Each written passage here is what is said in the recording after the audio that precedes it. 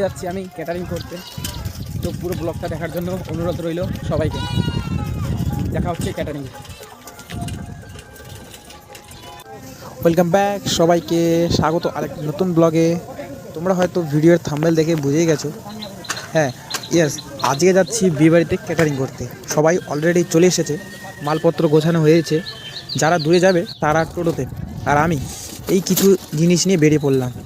আর হ্যাঁ, আমি যে মাঠ দিয়ে যাচ্ছি সেখানে দশমীর ঠিক পরের দিন অর্থাৎ দুর্গা মায়ের বিসর্জনের সাথে সাথে মা চণ্ডীর পূজা করা হয়। মা খুব জাগ্রত এবং মেলাও বসে। তোমরা যদি চাও তাহলে মা চণ্ডীকে নিয়ে আরেকটি আলাদা ভিডিও বানাবো। প্রথমে ভেবেছিলাম এটাই হয়তো, এই যে সামনে দেখতে পাচ্ছ এটাই হয়তো বিয়েবাড়ি, কিন্তু না, আরেকটু আমাদের দূরে যেতে হবে। চলো যাই।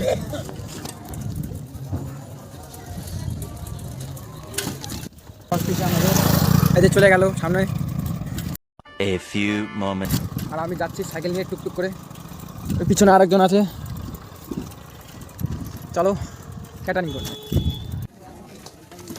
ফাইনালি চলে এলাম এই সেই বিয়েবাড়ি যেখানে আমাদের ক্যাটারিং করেছে।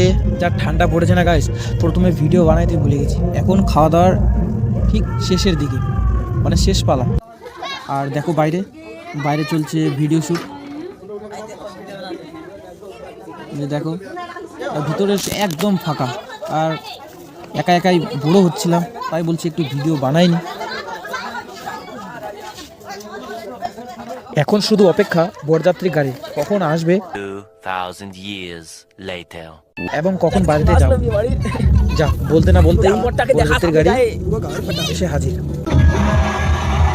এই যে দেখতেই পাচ্ছ পুরো আগুন, একবারে কি বলবো, জাস্ট দেখো খালি ডান্স।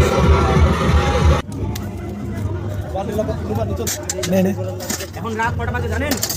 এখন বাজে রাত 12:30, মানে 12:24। আমরা এখন ক্যাটারিং থেকে বাড়ি ফিরবো। বাড়ি ফিরে আবার কি করবো, এত ঠান্ডার মধ্যে এত পরিশ্রম করতে হচ্ছে।